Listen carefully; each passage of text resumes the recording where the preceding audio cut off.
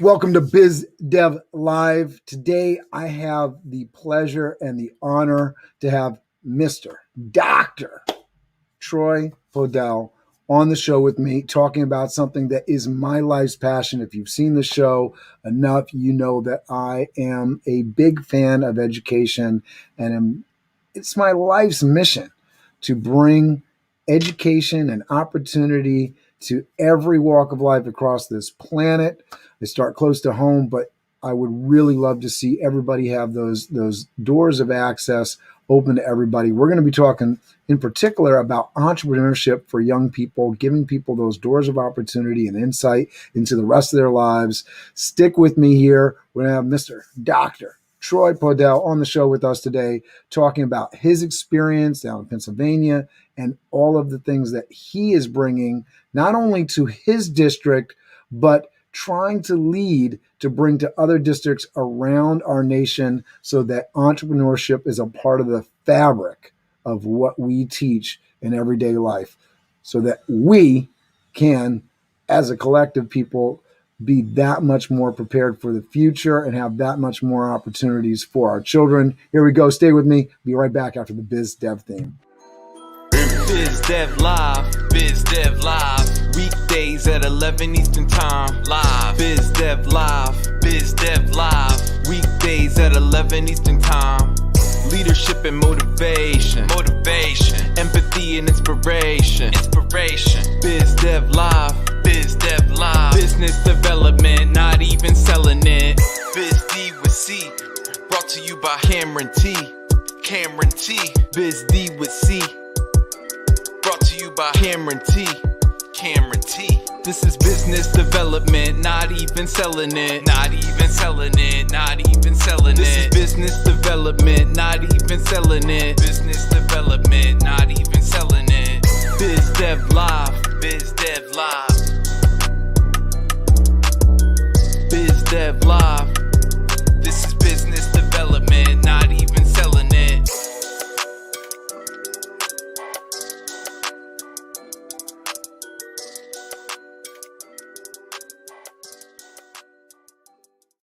So today I have Dr. Troy Podell with me on the show here. I'm going to get into the bio here. Really excited. Thanks for being on the show with me here. Troy is somebody that is a leader within his district. Dr. Troy Podell is a thought leader in the education space. He creates innovative programs for career exploration and soft skills education for the Downingtown Area School District in Southeastern Pennsylvania and serves on multiple nonprofit boards. Dr. Podell is recognized as a leader in curriculum instruction and the application of people analytics to education. Dr. Podell is helping to lead a percolating movement nationwide to reconsider the terminal goals of K through 12 public education in America. Please welcome to the show, the amazing Dr. Troy Podell. Thanks for doing this with me, Doctor. Thank you. I hope someday to be worthy of all those superlatives. Oh, you are. And one of the things that came out of me, you and I having a face-to-face, you sent me over a document, and you are an educator in every sense, right? Just laying out, system and process. And I talk a lot about system and process, on this show. And it's just so impressive to see an educator that it just is those fundamental pieces, right? Here's the tools. Here you go. This is how you implement it. And I feel like that's, I think a lot more of what we need across this nation. We get into a lot of politics and people, I was reading just a tweet this morning about, somebody sort of, scoring political notes, and education is often one of those places, right? Something gets launched, whatever new educational program, and people are scoring points. Oh, it's bad because of this. No, it's great because of this. And somewhere in the middle are children, the people that benefit or suffer from these political tirades get lost in the middle. It's just, oh, I'm for this, I'm not for that, Republican, Democrat, Libertarian, whatever, right? It just gets all wacky and crazy, and we're not focused on actually how to help people get where they want, create a more educated, more really just ready to go population of people that are literate, not only being able to read, but financially literate, understanding able to read the world and operate and function and actually better our society and become civic leaders. Because everybody loves to complain about, oh, the government, this, but are we actually doing anything in school to make sure that we're producing civic leaders? So that's my, I'll get things started off. Tell us a little bit about what you're doing right now, what you're passionate about, and we'll get into some of the backstory here. Well, I think it's purposing a large educational system to really work for children and thinking about it systemically, in terms of what outputs we're really trying to accomplish. I'm an engineer's kid, Camp, so I think of things in terms of inputs, systems, and outputs. And I walk into any conversation about the system with an assumption that whatever output we're getting, the system is perfectly designed to produce. So if we're not happy with the output, we have to change the system. The input in our case is 5-year-old little crumb cruncher, sponge who is ready and willing and able to absorb everything that we're looking to add. The system is whatever we call K-12 education. And then the output ought to be empowered, functioning adult. Somebody that is able to be self-sustaining, to make positive contributions to their community, to earn a living, to lead, hopefully, in their community, and to be able to further the republic, right? Because it is a political function to some extent. It's certainly governed politically. So the question really is like, what is K-12 education supposed to look like? And primarily, it's the why question. That's what I'm really passionate about right now is asking the big why question. Like, what are we trying to accomplish by having a K-12 public education system? And if the answer is feeding people simply to post-secondary educational institutions, that's a pretty low bar, and I think it's a misaligned bar. It's not to say that post-secondary education isn't an important thing. Far from it, or far be it for me to say that it's not. I have 3 degrees hanging behind me, right? So I clearly see the value in it, and for me and for my life, it is what made the most sense. But that's not the same for everybody, and it certainly shouldn't be considered the optimum outcome for everybody. Given the challenges that our republic currently faces, the K-12 education system has to do a better job rising to meet it, and that means that we need to be asking those big why questions. I love that, and I think, what really struck me when you were talking about, even like a 5-year-old, because I think what better time, right? That's when they're a sponge. And so, I know we're going to get into this conversation later, but how do you teach a 5-year-old entrepreneurship skills? And I think for a lot of people, like, oh no, let them color. But really starting early, I know looking at like early, psychology, right? A personality is kind of complete and formed. I know as a parent, I have 4 kids under my roof right now. As a parent, I know I was told and read a book somewhere around like 10 years old, that's where a lot of your personality is. That's the way it's going to be for the rest of your life. So what are you doing really on in those early years to sort of set up the metrics and what you kind of want to do and what you're kind of aware of? Where kind of what directional kind of pieces to go. So this stuff, can sound sort of frivolous, of 5 years old, elementary school, nobody's thinking about that, but it really does make a difference. I know for anybody that's looked at reading, right? Learning to read from a very young age is going to set your life on a very, very different track versus getting those skills later on. So talk to me about your early education, kind of what sort of shaped you as you were coming. What did little Troy Podell, right, want to be when he grew up, and how did you get passionate about what you're passionate about now? So it's a bit of a weird story. I suppose everybody's is. I grew up in Westchester, New York, just north of the Bronx, in a little village called Dobbs Ferry. It is like 2 miles square, and it had its own school district. So K to, I will say, 11, I went to school with the same 70-odd, 80-odd kids for my K-12 education. Midway through my 10th grade year, I determined that I really didn't want to be doing high school for another 2.5 years. I had other ambitions. I was very passionate about being able to work in media. Our school was fortunate enough to have a television station, and I loved every minute of it. I loved production. I loved on-air work. I absolutely enjoyed it. So I knew that my life was going on a different trajectory than another 2.5 years in the K-12 system was going to really afford me. So I wanted to get started. I went to my high school principal's office and worked out a plan where in the summer between what should have been my sophomore and junior year of high school, I went to Mercy College down the street where I earned my master's degree from. And I took a freshman level econ class and a freshman level English class. They counted as my senior year of English and social studies.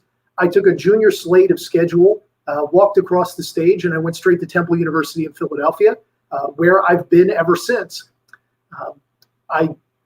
In the second semester of my senior year at Temple, got hired by CBS Radio, which is now Odyssey, right? And was hired to sell ads. And I did sales, I did production work, I did a little bit of on-air stuff. Really enjoyed it. But I had kind of a quarter-life crisis, Cam, where I felt like I was doing well, but I wasn't doing good. And so decided to go back to school, became certified to teach. I taught social studies in the Downingtown STEM Academy in Downingtown, Pennsylvania for a half a dozen years. And then was presented with an opportunity, it kind of serendipitously, to coordinate career readiness for our district K-12. The Obama administration, working with the Republican Congress, passed in 2015 the Every Student Succeeds Act, which required K-12 districts across the country to speak to career readiness and posed an obligation to state's Department of Education to measure it. So our school district had the foresight to install a full-time professional to that end. And I looked at it as a beautiful confluence of my work in K-12 education, my work in sales in the private sector, and could sort of have one foot in both worlds and facilitate that conversation. And so now, in addition to those duties, I'm also the supervisor of secondary ELA and humanities for the district. So all things English language arts, social studies, health and physical education, world language, and business and computer science, from a curricular, instructional, and assessment perspective. So it's a blast. I have a ton of fun. But my real, I suppose, favorite thing that I do is work with students individually to connect them with opportunities in the private sector, provide them with credit for those opportunities toward graduation, and help propel them toward post-secondary outcomes. And how do you find the time to do all this? Well, Cam, I've manufactured a 25th hour of the day. It's patent pending. The short answer, I suppose, is that I have the best spouse in the world. My wife, Sarah Beth, is amazing and super supportive. And, I would not have achieved anything without her. So I'm super grateful. I would also say that people are really willing to have the conversation, particularly when it's initiated by the educator, right? So there's the outreach being made. People are happy to do what I'm asking them to do and to partner in the ways that I'm asking them to partner, providing opportunities for kids. Kim, the fact of the matter is that we are in a dearth of employment, right? We have so many job providers that are in need of workers, right? We have negative unemployment in so many industries, and people are beginning to realize that if they're not having the conversation with K-12 education, that they're missing the boat. If they're waiting for people to determine what it is that they may want to do in college, and hoping that workers will just kind of come to them, that it's not happening anymore. The fat of the land is done. You need to be proactive and working with your local K-12 education providers to help drum up interest in a long-term sense and build the funnel for career paths in your company, in addition to the positive branding outcomes that come from working with K-12 education.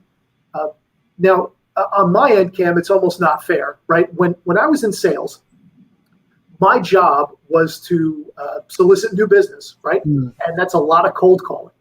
And when I would call, there would be a gatekeeper of some kind to prevent me to getting to the decision maker, right? And we would do telephone jujitsu back and forth. And I would try to get through, and he or she would try to prevent me from getting through. And I don't fault them for that. Who wants to be pitched to? If I felt really strongly about the client or prospect and I didn't get through on that initial call, Kim, I would show up with soft pretzels or some sort of food offering of the snack, and find that gatekeeper that I talked to and say, hey, look, I'm a human being on the other end of things, and I actually do believe in what it is that I'm putting forward here. I'm selling a really great product, but really, I need to find out more about your business. Now when I make those phone calls, Cam, and this is so affirming for my faith in humanity and why I know that the work that I'm doing is awesome, and that there are better horizons ahead. We just have to find the will to do it. When I reach out to those people and I'm met with the gatekeeper, not only is the gatekeeper putting me through to the person that I want to speak to, but he or she is recommending 2 or 3 other people that I really ought to be talking to. It's phenomenal. Right. And I think it's rare for the educator to be reaching out to folks. So I could see, if I talked to you before we jumped on this morning, I've had frustrations in reaching out to college campus. Supposedly they do, career connections, but usually, it's selling a booth at their career fair. So are you really interested in helping your students? Or are you just trying to sell a booth at your fair? And for a local business, they're going to skip it because, why are you going to pay who am I? You don't know. If you're a business, you pay for guaranteed commodities. You don't pay for what ifs and things like this. So it's really interesting to have that perspective and have you doing that. And I would love to see other districts model that. I know we're going to get into that. I want to shout out a few of the people that are watching. Anna Marie Milana says, my son has his own pet sitting business for almost 5 years now. He's 15 years old and has 45 families. He uses them. That's amazing, Anna Marie. He's now taking business classes in high school. He's on his way to entrepreneurship after high school. He even learned QuickBooks.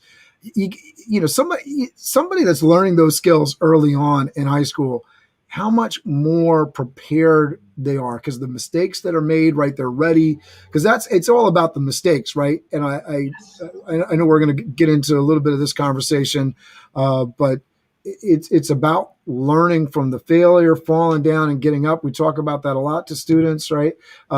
Dr. Troy, you were blessed to know at a young age what your passion calling was. Many do not have that insight. That's something I think we're going to need to dive deeper into too, because I think in what you're talking about, Troy, is that are we giving students the opportunity to sort of see some things? In a lot of cases, we're just giving them books on the desk and very little insight into some of these career things, right? Tina Campbell, I'm in Westchester first as well, so we love hearing about the Dobbs Ferry origins.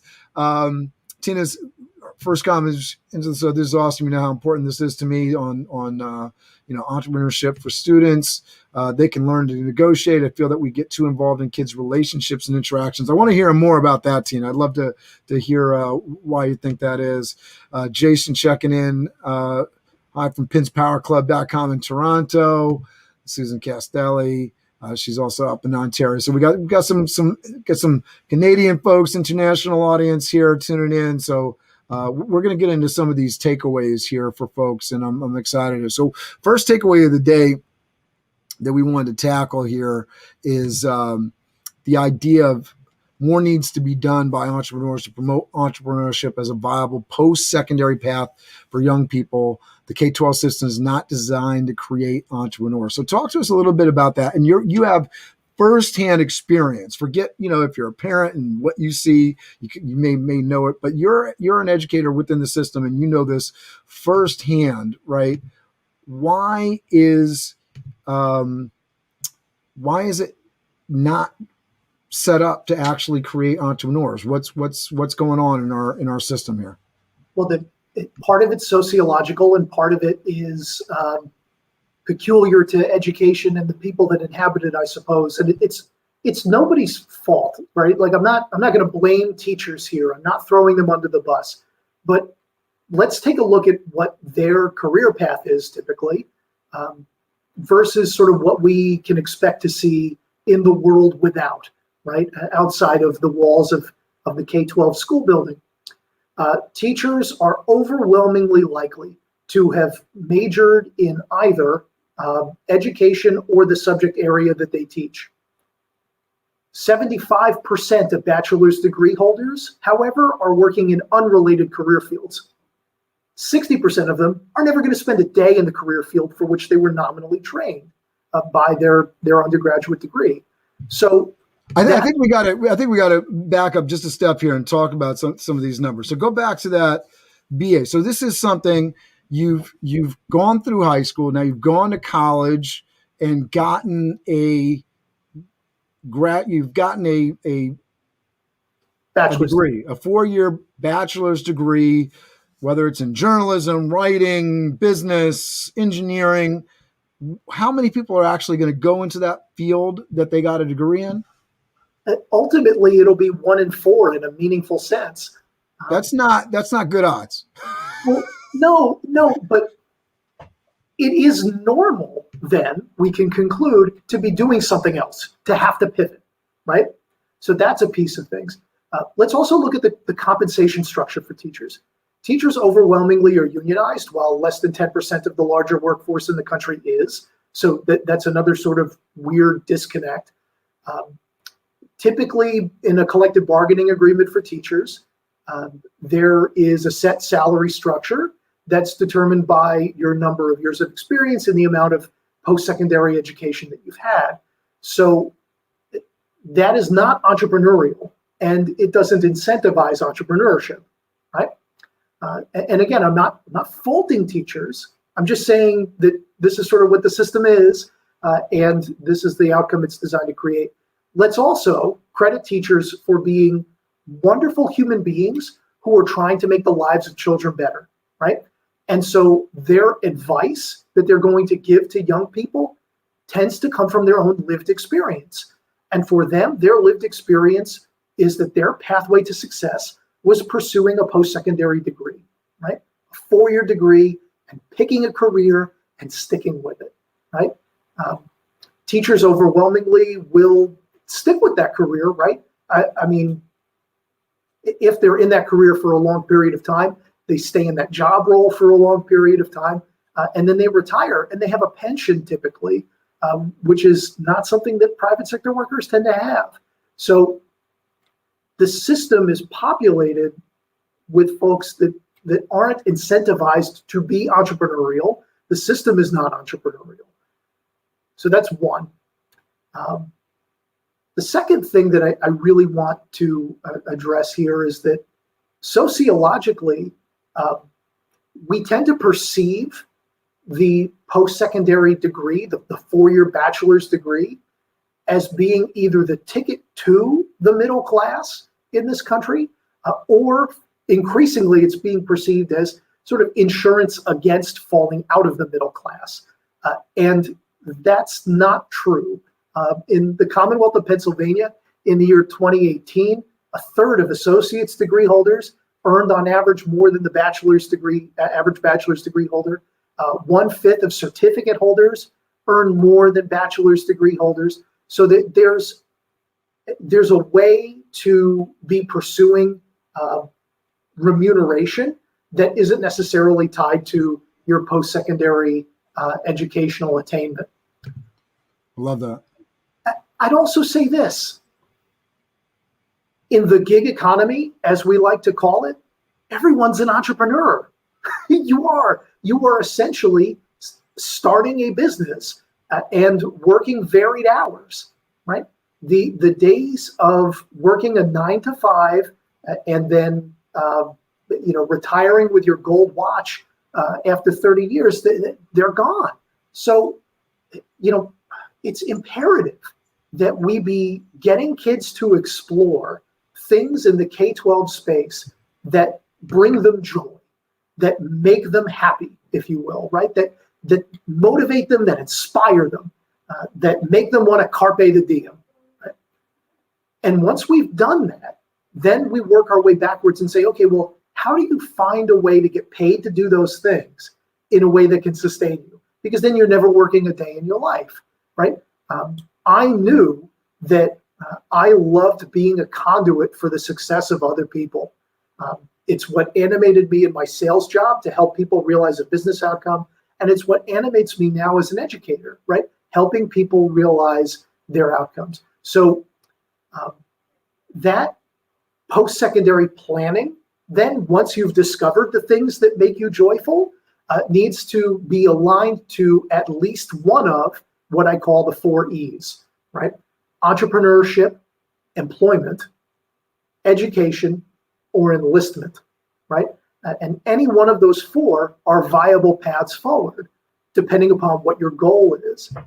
But the goal really go through those 4 E's one again, and just explain a little bit about each one as you go through. Sure. So entrepreneurship, in the sense of understanding what it is that is required of you in order to start your own business and market yourself, right? And how to build a business. What are the practices? Which is huge. I mean, just being able to market yourself, setting yourself up, forget, your own business, which, we're definitely going to have the conversation about revenue streams and, looking out for retirement and how to actually build wealth, building assets in your life, right? But just the ability to market yourself.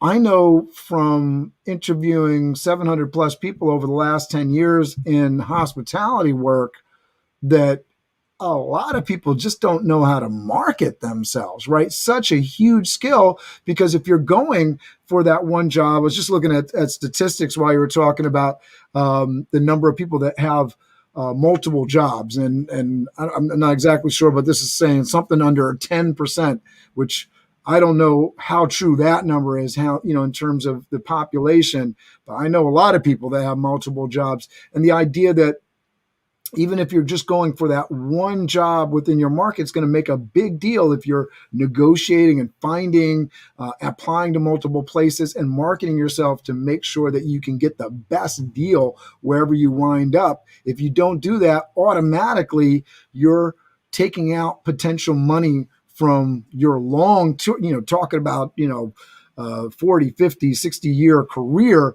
automatically from the get-go. If you're not doing that right off the bat, you're limiting your potential lifetime income. So just a crazy, crazy important skill right there, right on the first E there under entrepreneurship. Go ahead, keep going. Well, then there's also post-secondary education and training, right? Because even if you're not going to pursue a 4-year degree, associate's degrees are really fantastic as well. Getting some sort of micro-credential is also fantastic. It's interesting. I had a conversation the other day with a friend of mine in the IT space, and he hires for a large IT firm.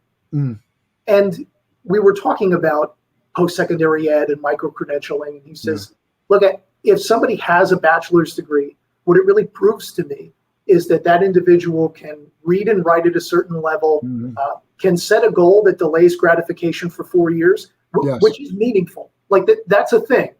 And that's important when you want to forecast someone's longitudinal commitment to your company. That the person may show up on time and is trainable, right? They can learn. That's ultimately what the post-secondary degree indicates. They can learn. What a micro-credential indicates is that someone has a particular skill. Right. And for employers, that's becoming increasingly valuable, especially in the tech space. If I'm hiring, and I want to just put a little bit of grainy physical construct to that, right?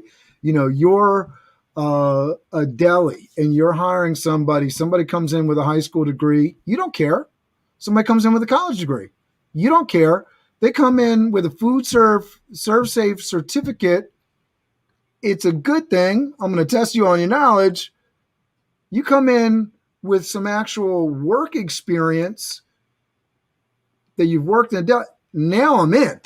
right. And so what some of these certificates are telling somebody, if they've been through a course, been through something, is that you're actually have done the thing that I need you to do. So I'm not starting from square one. And more important, because I'm a guy who hires for catering, you can be in restaurants. If you haven't worked another catering gig, my first thing is, well, you know nothing about this. Right. You're not a good use of my time, because I don't even know if you're going to enjoy this at all. So getting that specific thing where it sort of aligns you with the career path for an employer is just like, okay, I know this person is in. They like what they're doing, or they've been through it enough, so they didn't give up after doing it. They have some sort of experience within that subset. And for an employer, that's everything, right? That's the whole ballpark. All right, this person has been there, done it, and is a really good candidate versus somebody that is coming with some sort of generic kind of experience, degree, whatever. It just doesn't say the same thing. I think that's a huge, huge, huge big deal. And one of the reasons, if you're a parent, you should be all for getting some of these micro degrees and getting some of these work experience while they're in school, right? I love that. Go, keep going. I'm sorry. Well, no reason to apologize, my friend.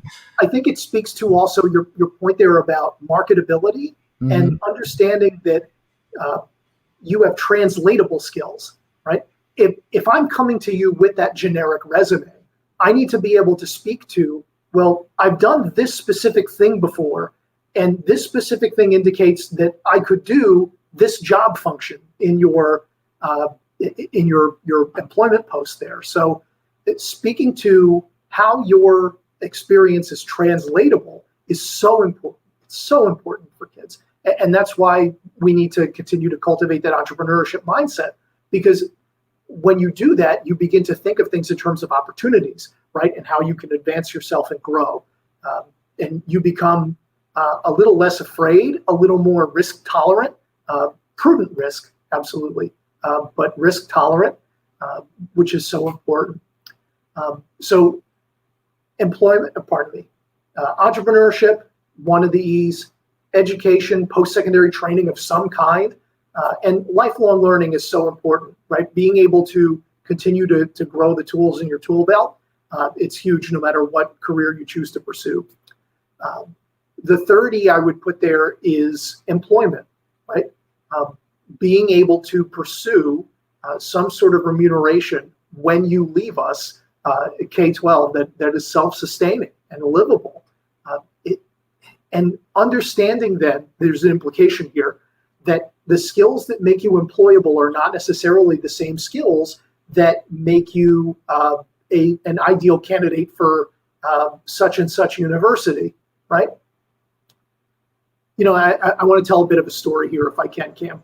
Yeah, please. And I just wanted to, Tanisha's commenting here, the skills kids will learn in the process they can use in all areas of their life. And that's it, right? That's the mic drop, right? That's what we're talking about, is that, it's not just a specified, yes, we want, to learn specific skills, but in the course of getting these skills, and a lot of what, I know what I was taught is, you go into elementary education, it's teaching you how to learn so you can go into the next, and that's great, right? I mean, that's, learning to read, getting your basic math skills, but we can do a little bit more than that, which is what we're talking about here today, right? Keep going here. So when I got my gig as the career readiness coordinator for the Downingtown Area School District, the first thing I had to do was join the Chamber of Commerce for Greater Philadelphia. I knew that Downingtown is a community that has folks working all over the Greater Philadelphia metropolitan area. So I needed to be all over the Greater Philadelphia metropolitan area and meeting with leaders in the business community, in government, in post-secondary education and training, and the nonprofit world. And Philadelphia has a very rich nonprofit community as well. So in my first few months, I networked like a maniac, and I put together a panel of 50 regional leaders in business, in education, in the nonprofit sector, and in government. So, and built them into our advisory board for the school district. Okay? So I have, for example, our county executive in the county of Chester. He's on our advisory board. The person that put the Amazon bid together for Philly a few years ago is on my advisory board. The person that runs the workforce development office in Philadelphia city government, the person that runs the honors program at Temple University, my alma mater, is on it, right? And professors in business from Drexel University, and folks from the Wharton School at the University of Pennsylvania. So I've got good representation from a lot of different domains of life. And I put them together in pre-COVID, of course, in a room in the Greater Philadelphia Chamber. And I asked them one question. What is it that's going to separate for you a world-beating entry-level employee, somebody that you think is going to be tabbed for leadership in your company one day, from somebody that you know you're going to have to fire in 6 months? It's a big question, right? And these are people that are hiring thousands of people every year. So I consider them authorities on the subject. Not one of them said to me, grade point average. Not one of them said to me, where you go to college. Not one of them said to me the number of advanced placement classes you take. What they did say to me are all these sort of psychosocial character traits, right, that they think are important. And I boiled them down into 5 domains: resilience, the ability to continue to pursue that which you think is important and to fight back against adversity; emotional intelligence, your ability to form strong, appropriate relationships with other people, to be a giver and to help others in your community; mental agility, the ability to pivot, to change, to be open to change, to embrace change, and to accept constructive feed forward, whether it's accepting a failure of a business or accepting a suboptimal outcome in a class or whatever, and then taking the onus on yourself as a locus of control and making a change. Detail orientation, being able to be cognitively engaged, behaviorally engaged, be in the moment and to have poise, right? And then what I call youthful optimism, because it makes the cute acronym of READY, being positive, right? They're looking for people that have a hopeful outlook, and it's a huge predictor of success. Everything that we're learning in the emerging field of positive psychology, right? Some of the world's best work is being done right in my backyard at the University of Pennsylvania in their Center for Positive Psychology. I mean, it's astounding how your mindset just affects so much. So I've developed a program that we've deployed as a pilot this year in the Downingtown Area School District that works with students to provide them with experiential evidence as well as psychometric evidence of their resilience, emotional intelligence, mental agility, detail orientation, and youthful optimism. And in exchange for completing all of that evidence and working with me, not only are they on like the most awesome journey of self-discovery a young person could be on, but they're also going to be guaranteed for life a job interview with a network of regional employers. Because, I mean, at the end of the day, if I can say to you, business, I have a kid that has these 5 character traits in spades and is super self-aware of where they need to continue to develop, why wouldn't you take a flyer on them? You'd be a fool not to. So that when I'm thinking about post-secondary employment, that's what I'm thinking about. It's like, how do we cultivate those character traits in kids so that they become world beaters when they leave us? And I'm on this advisory board for Westchester Community College, and it's amazing because we have the same conversation about they want to know what's going to make these students attractive. And I feel like the conversation usually pulls to what skill can we teach them? Like, accounting, for the kitchen food costs, what, food preps, what computer system do they need to learn? And the conversation always shifts back to, I want somebody that's polite. I want somebody that has good hygiene. I want somebody that, right, and it goes down to these exact things that you're talking about, to be able to demonstrate that they are resilient, emotionally intelligent, mentally agile, detail-oriented, and I like your youthfully optimistic, which I would call positive, like having a positive attitude, right? And so for anybody that's watching this, Dr. Podell has put together a document. You shared it with me. I'm so happy, because this is something that I can then share with my colleagues, with the soundbusiness.org that I've been working with for a long time, with folks at WCC. Reach out to them. We can share this document with you, and goes through these things, right? Resiliency, emotionally intelligence, and you've worked out, hey, here's how you do it, right? You put it together, a process and a system, and I'm so thankful for that. And I encouraged when I meet somebody like you, because you get it, you're working with businesses, and that's what you need. You need the systems and processes in place. And so often it's about, we have this teaching system, and that's it, right? And this isn't a teaching system. These are the things that are really going to make somebody attractive. And here are some strategies and some different ways that we can bring those into every kind of curriculum, which I think is such a big deal. I wanted to just shout out a couple of people in the comments here. Tina says, kids are steered to take college classes. Why not learn a trade while in high school? Something to fall back on. Both is a great idea. My daughters both went and learned more during their junior and senior year. Susan, yes, I feel kids need to know there are alternate career paths and not just college. College is wonderful. It was just what I needed, but not for everyone. My county has a group for high schoolers called Macoupin County CEO that was started just a few years ago, and high school students can apply to participate. Love hearing about those programs, and hopefully that's helpful to somebody in your area. Susan, Marie says, my son learned what contracting out was when he really wanted to go to school event for 2 hours, but had dogs to take care of. He contracted out his brother and paid him to watch the dogs while he went to an event. Those kind of skills, right? The skills of being able to manage a team and figure out how to manage your schedule, right? Tina Campbell says public speaking. I'd love to, where does public speaking kind of fit? Because that's a big communication skill. I know emotionally intelligence, obviously, if you're going to be in a room, you're going to command the room, you need to have the EIQ, right, to be able to read the room, right? That's where I slotted it, yes. And truth be told, I make the system out to have these discrete domains. It all bleeds into each other because, everything human is interdisciplinary.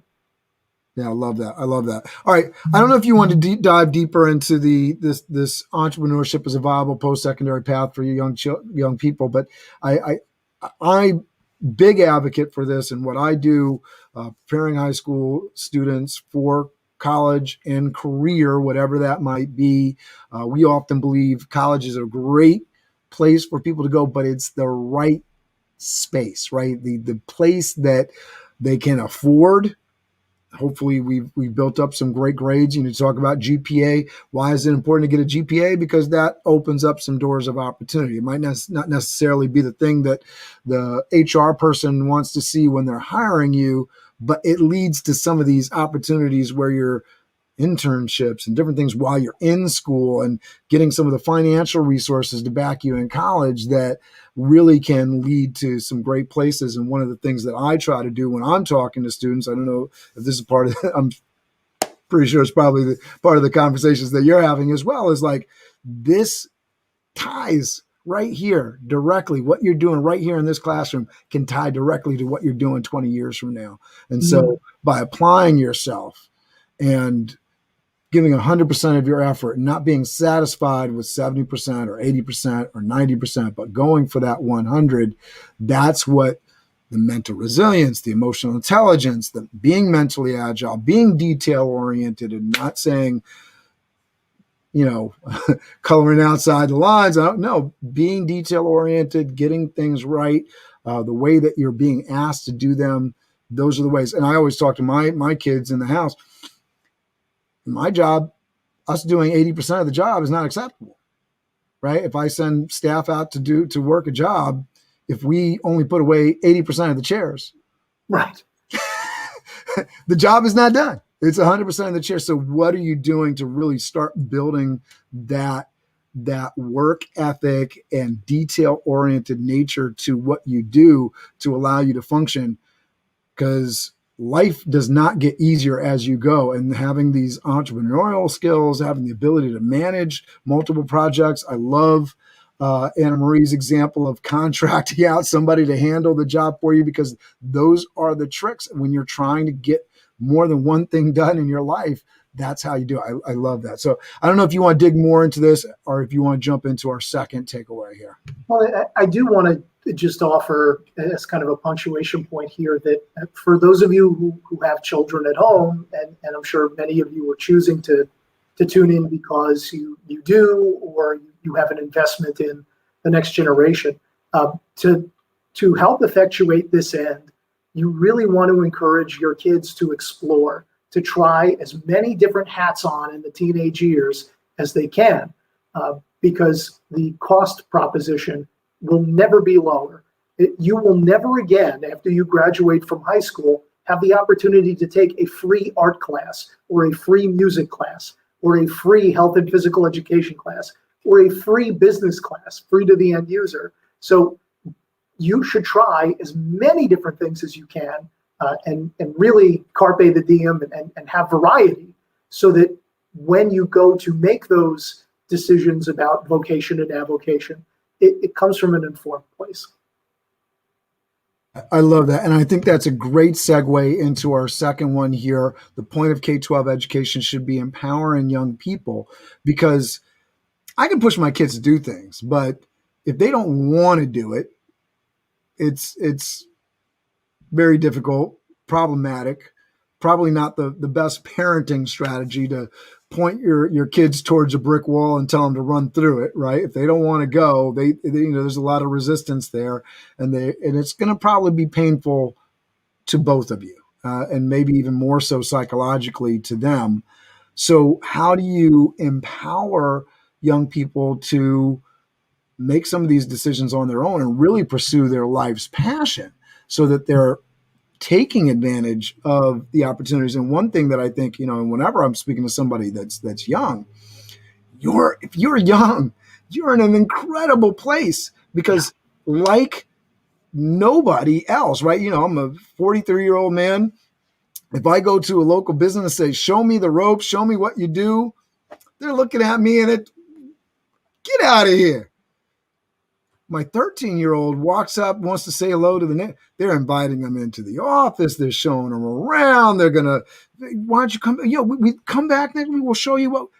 When you're young, people will open those doors like nobody's business. And yes, there's going to be somebody that's cranky and says no, but most people get somebody young coming and asking them a question. They're more than happy to answer it. So it's a huge opportunity. Like you said, the free courses, the things that are available to them, but there's opportunities all over. What has to happen, though, is that kid can't be shy about it, right? That kid can't be in a place where they're not going to pursue it. So talk to us about how do we empower these kids through the educational system at home? How do we empower them to take advantage of some of these opportunities? Well, a lot of that comes down to us in the education field, right? And thinking about what is it that we're asking kids to do in our classes, regardless of the discipline, right? When I coach new teachers on the finer points of the profession and what they ought to look for, I look at their lesson plans, and the first thing I look for is, what's the teacher doing and what's the student doing? And if the answer for the student is, I'm sitting there and I'm imbibing something that's being jammed down my throat, the answer is no, it doesn't work. It doesn't work. That's not the world of work. That's not the world. And if we expect human beings to come into a room, sit quietly for an hour or more and be talked at, and to get something valuable out of that experience, generally, we're fighting a failing battle. We need to reposition what it is that we're asking students to do and the amount of voice and choice that we are providing them within our curricula, so that students develop the habit of self-advocating, of exercising their executive function. We need to embrace project-based learning, because the world is about projects, right? That's the world of work. And give kids the opportunity to do that important executive functioning of planning and self-regulating, of collaborating and working in teams with other people. If we're going to empower young people and expect that the outcome is empowered adult, right, self-actualized adult, well, then our processes need to be geared toward doing that. So in our educational community, we need to be doing a better job of that, of pivoting modalities of instruction, pivoting modalities of assessment, so that we are empowering young people and they become habituated to being empowered. It becomes an expectation. Yeah, I absolutely agree. The expectation piece, high expectations, right? For folks, and it's interesting. I was watching, was it Stand By Me? The other day. I put things on while I'm working, and it's just really interesting, because I think I've seen it within the DOE and NYC. The idea that we just don't expect enough from our students. We think, oh, they're not capable. We're gonna disappoint them if we expect that much from them, right? We're gonna hurt them by expecting more from our children. And I think that we have to get away from that. One of the things I really like about my school district, any student has a challenge, reading issue, there's a challenge, there's a problem. They bend over backwards to help out and provide the resources and the people to help with that. And I think that's something that many school districts just don't have the resources for. And so that's one issue. And I think that's, becomes a big part of the conversation just about everywhere you go. We have students that are behind, but you can't let the weakest, most challenged student dictate the outcomes for every single student within a system. It just doesn't make sense. You wouldn't do it anywhere else. I think, Cam, to your point, the obligation on us is not only to provide high expectations, but to provide a high level of support for kids to meet those expectations. Yeah. That's the equity consideration, and that's incumbent on us to do. And that's not only for kids that qualify for special education services. That's everybody, right? Everyone is deserving of that high level of support. There's a misperception on the part of some people in the field of education that by removing supports, we are providing additional rigor, and that's not the case. Rigor is not about the lack of support, nor is it about the amount or volume of work that we are expecting of our students. That's not the high expectation that matters. The high expectation that matters is the cognitive lift, the complexity of task that we are asking of our kids, right? And that's why the classroom within which you're just being lectured at, that's a low rigor classroom. You're being asked to take notes and to regurgitate what it is that's been put in front of you.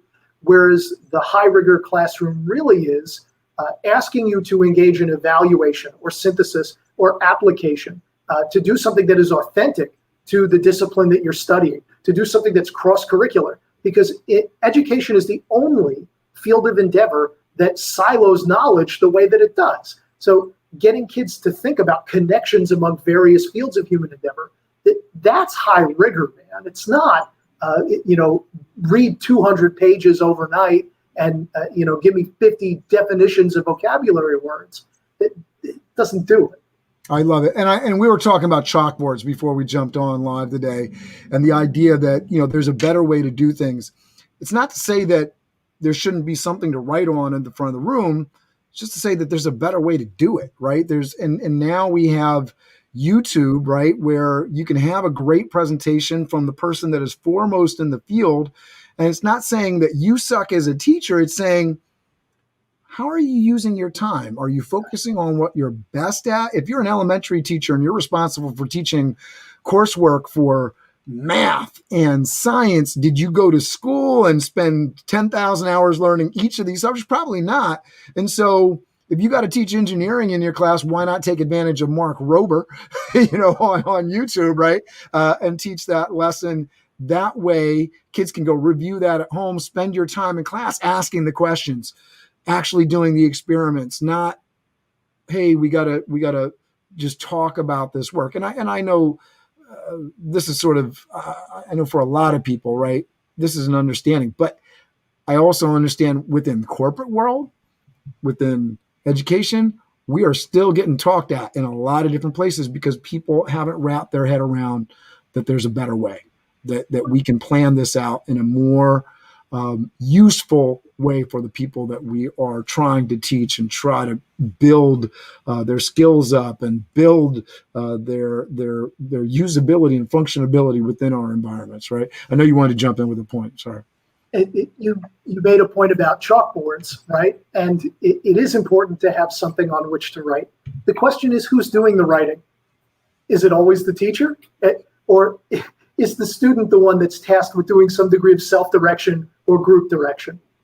Yeah, I love that. And how are you being, because it's, we talk about meetings and events, a big population of people that are about in the events world. We got to give Benny Peckla a shout out from the meetings and events industry, right? He connected us, Power Network, and building your network. The idea that you can do things in a way that's interesting, fun, enjoyable, meaningful, and interactive, right? Where we're using lots of different pieces of our brain, and it's a lot harder to tune out and daydream and really not retain the information because you're using your hands, so you're using your physical learning, you're using your eyes, so you're using your visual learning, and you're using your ears and your mouth because you're going to use that audio feedback, right? Learning, which is such a big deal. All right, we're blowing through our time here, Troy, and I know we could talk about this all day. Talk to us about working with your local school district, because this is probably the most challenging takeaway from the day. It's something that, okay, this isn't just a piece of knowledge here. This is something that you need to do as a community member. How can we now, obviously, we talked a little bit about you've been reaching out, right? You joined the Chamber of Commerce. You got in, you're calling people, and people are receptive to that. How can we as individuals, hopefully we got some people that are within school districts that hopefully can do that push within their systems, but how can we work with our local school district to actually see some real results here? You want to work with the folks starting out that there's two populations. One are teachers of subject areas that have some sort of translation to your field of endeavor. I also think working with those who are in the executive suite, right? There's that old saw that, like, when you want something done, you reach out to the busiest person you know because they're effective. Reach out to your local school superintendent. Reach out to the principal of your school.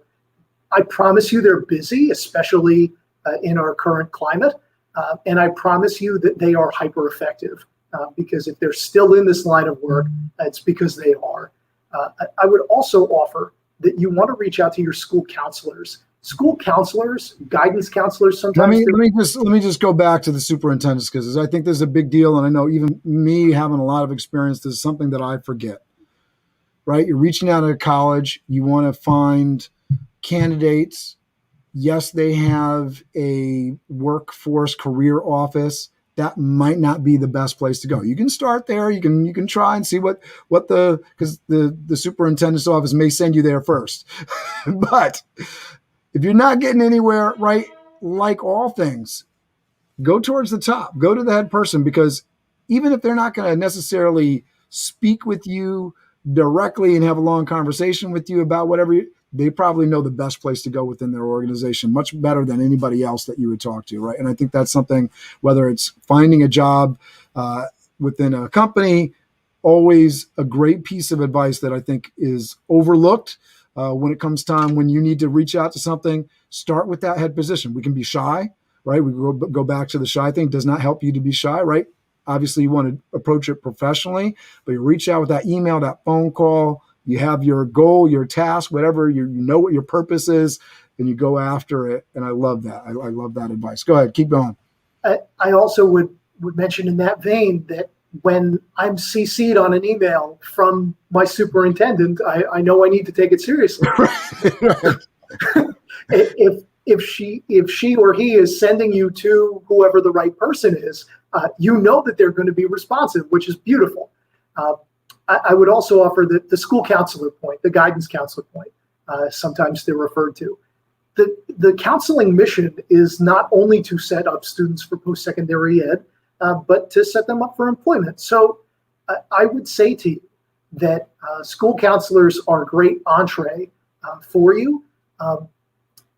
And no matter what field of endeavor you're in, if your school offers business classes, chances are that business teacher is looking for desperately people to connect with who can provide their students with authentic problems to help them solve or authentic tasks to help them execute. So reaching out to your local business teacher is important. Be a part of the conversation. Be at your school board meetings. Engage your school board members. They are a political body. They are responsive to their electorate, and you are a constituent. So please, by all means, make sure that you're engaging them as well. We're down to have the conversation, but also make sure that you're presenting the value proposition in a means that makes sense to them. But when I reach out to business owners about working with me and working with K-12 education, I don't just lead with the fact that it's going to feel good to give back. That's true. But I also lead up with the fact that you're building a talent pipeline, which is an inherent interest of the business, right? So helping to provide post-secondary outcomes for kids. That's the value proposition language that I think is sometimes missing in the conversation. I love that. And now, I always love to leave people with some book recommendations. When you fill out this form, you were rereading Diplomacy by Henry Kissinger. And one of the book you would recommend to all of our viewers is A Conflict of Visions by Thomas Sowell. Hopefully I'm saying that right. Talk to us about this. Obviously, we kind of started off the conversation today that, education gets political.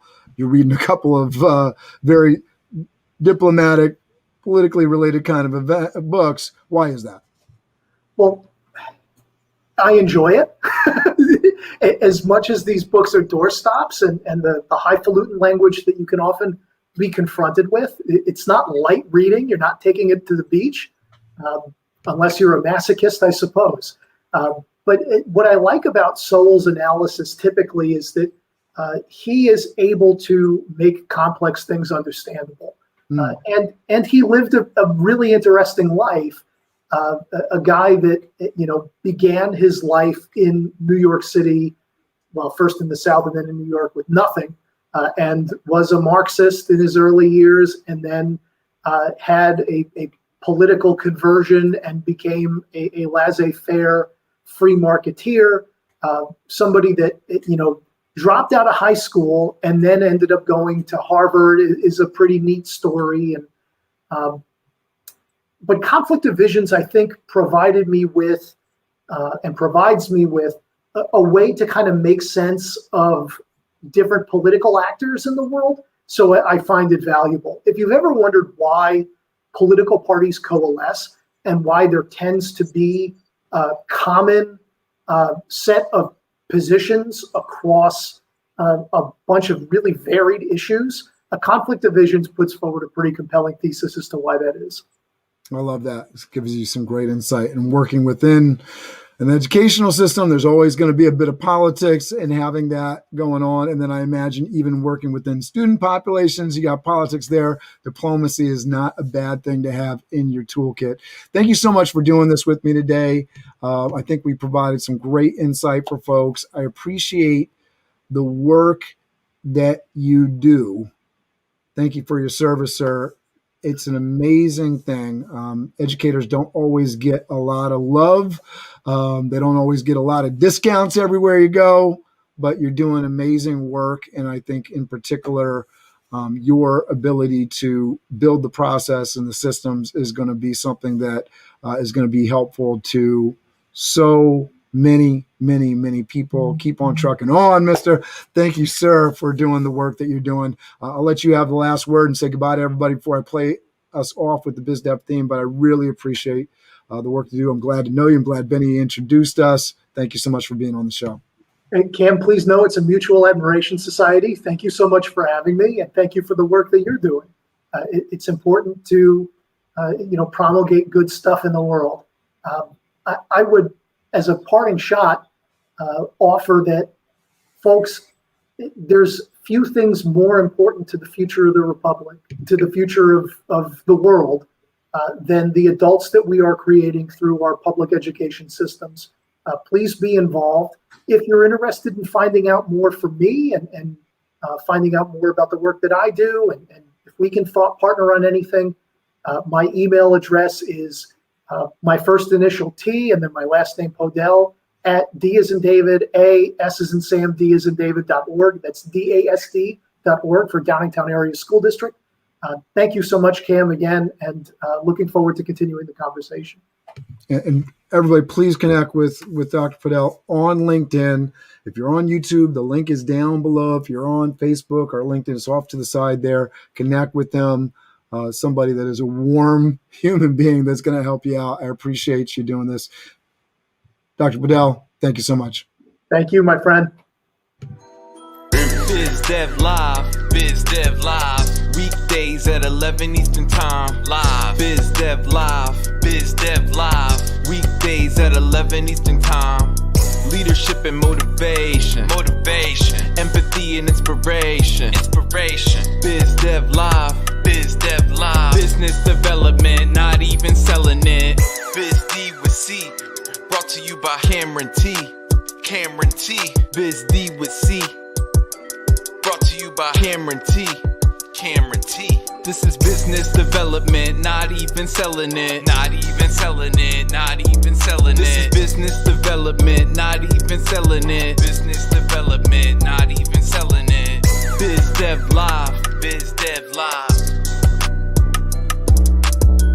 BizDev Live.